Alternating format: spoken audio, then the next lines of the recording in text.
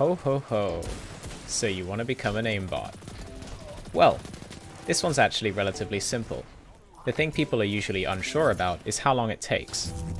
So a side note, Destiny is a slow time to kill shooter at the moment. This means we have the team shot meta. Now we're not here to discuss that specifically in this video, but just be aware that while in CS or COD, something with a low time to kill, you can stand in the middle of the map with an aimbot and an LMG and 1 to 2 tap everybody in the head before they can kill you. Destiny is not like that. Good aim or an aimbot does not make you unstoppable because things like movement, radar baiting, and all that kind of stuff play such a huge role in being a good player as well as just aim. The focus isn't all on how fast you can headshot someone. So, with that out of the way, aim kind of has two parts. For our purposes, we'll say it's just two. Target acquisition, or flicking, and tracking or tracing. So target acquisition, or the flick, is very simply the act of you noticing an enemy and moving your reticle onto them as fast as you physically can. Target acquisition has two parts that you need to worry about: your reaction time and your accuracy. It's all well and good if you snap to someone in an inhuman reactions 0.01 seconds, but if you miss your enemy, they probably have the first shot on you now and you'll likely need to disengage. Tracking, on the other hand, is all about sustained aim. This is the slow or fast following of an enemy's movement, aka glue your reticle to their head and don't let it go. Now before we go any further, let me throw you a brief point on sensitivity. This should be applicable to both console and PC as well. If you're often overshooting your targets with flicks or in your tracing, you likely aren't using your natural sensitivity. This is the one that your hand or hands are naturally most comfortable with. You can test this super quickly by just picking an object and flicking to it repeatedly. If you're on console, I might try that both on a random object and on an enemy, since aim assist is playing a role here as well. You might be overshooting the object but be dead on the enemy because your body's anticipating and calculating for the aim slowdown part of the aim assist. Now if you are over or under flicking, consider switching that sense up to the point that you're not. You don't have to, but if this is a consistent problem for you, it may end up being worth it. Either way, you can train past this with time, and if you switch it, you will have to spend time adjusting with other scopes, hip fire, or whatever else. So there are trade-offs to both. In terms of improving these two elements in your gameplay, we come upon a very simple answer, especially in Destiny: aim training. I used to play Call of Duty. Yes, PC COD player, omega lol, why would you do that to yourself, go play CS. So back in the distant past, I played COD 4. This was the first shooter that I could run at more than 25 FPS, and the first one that I tried to get good at. I was useless, absolute garbage, but I stumbled upon a mod called PEZ bots that added, as the name suggests, bots that you could play with in private matches. I then took to killing these bots for hours upon hours, focusing on my target acquisition speed and accuracy. Even at this early point in my gaming history, I was implementing focused practice to improve my subpar aim. In COD, tracing is much less of a feature due to the fast time to kill, so more of the emphasis is on that flick speed and accuracy. This bot practice is essentially exactly what you're going to do to improve your aim. Now more recently, last year in June and July to be more precise, I embarked upon a month of focused aim training in Black Ops 2. I did this in the same way that I did it in COD 4. I played bot matches. In this case, I would put about 9, the maximum number of enemy bots I could, into the game, give my own team 1 or 2 just to draw some fire, and put them on the easiest setting, so all I'm focusing on is my own target acquisition speed and accuracy, rather than avoiding enemy fire. This allowed me essentially a safe, target-rich environment in which I could focus as much as possible on just my aim.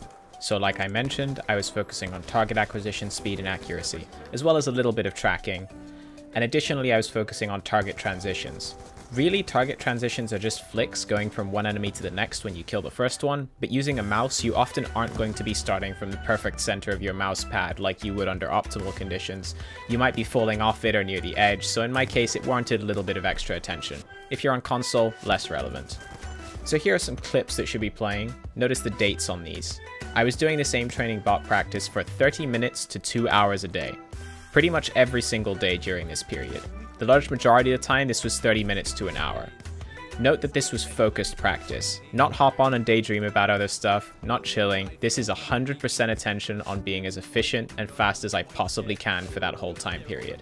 A caveat, I did often listen to podcasts or music while doing this just so I could retain my will to live. but I was still maintaining a high level of focus on my play. So now I'm going to show you some clips with a few weapons from the start of that period and from the end, so you can see how I progressed over about 1 month. If you want to view all this stuff, I'll have the unlisted playlist of these aim training videos linked in the description. So as you can see, I made some decent progress. If you are starting from a worse point than me, it's possible that you could make even more. One of the weird things about aim is that it kind of caps out the better that you get at it. So where it might have taken me a month to see a 50% improvement when I started back in COD 4, it would take me much longer to improve by 50% now because I have less space to go. Obviously I'm not perfect, nobody is, but the better you get, the less aim becomes a determining factor in successful play simply because of this way that people start to cap out. At a high level, everyone tends to have very similarly good aim. If you go and watch some tournament level play, you'll see a lot of that kind of thing. So the thing that differentiates your play more is your movement and teamwork. Right, geez Louise, that took a bit. So how does this apply to Destiny, Sentinel? What do I do? You go and play PvE. Realistically, you could use any PvE activity that you need to do. For 100% efficiency, you'd want to use something with Fallen or Taken due to their small head hitboxes and fast movements, as well as being a target-rich environment. You don't want to be running all over the place trying to find enemies. On the other hand, if you're practicing sniping, you might want to make sure you've got a place with some longer range lanes as well as close-up stuff so you can practice both ranges. If you want more aim comparison stuff, these clips that are playing in the background now should give you an idea of what my aim has gone from about the time that I stopped doing that aim training to now. Note that I did stop playing Destiny from about December 2017 to about May this year, which is a period of about 6 months, so take that into account. Additionally, I haven't been doing any focused aim practice over that period, just playing normally. In terms of weapon selection, you're going to want to use what you use most in Crucible. On the other hand, you might feel like a specific weapon type needs some brushing up. Adapt it to your needs. Let me remind you that this needs to be attentive, focused practice. This isn't passive, chilled play.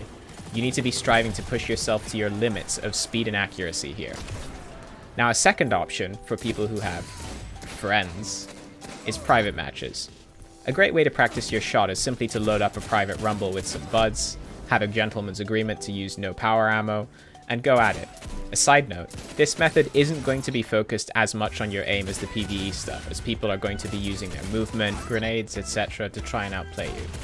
So if you're looking to improve your aim, I would still recommend using both methods, as this one's kind of bringing everything more together. It puts you under more stress, it lowers your room for error, whereas the PvE stuff is all about just your raw aim. A great way to make this practice stuff easier to fit in is to use it as your warm-up before a PvP session. I just want to make another note here for anyone playing on console or PC with a controller. While your recoil values are different to mouse and keyboard and aim assist is in there, as well as controller aim generally looking kind of different to mouse and keyboard when you watch gameplay, all of these practice methods should still be applicable and should still work for you. Man, I haven't done this kind of focused post-commentary work in a while, let alone something that's actually a guide-type series. I'd forgotten that this pretty much involves writing an essay for every video. I feel like I'm back in school or something. Anyway, that brings us pretty much to the end of this video. Hopefully now you have more of an idea as to what you can achieve in terms of improving your aim, and have a better idea of how long it's going to take you to do so. On that note, get to it, and good luck! Spam it out, push forward, crouch spam it out again. Teammates are actually helping there. Right, I'm holding this golden gun too long, so we're just gonna pop it. We'll let that man get tracted. We're gonna run up here, jump up in the air, bam, bam, bam, bam. Very easy. Golden gun it's not a very hard super. The hardest part of the super is just the fact that it's so short. A few minutes later. You've got to be kidding me. My dreams have been crushed. My career has been ended by myself. It's all over. I'm just going to go and commit Sudoku or something now.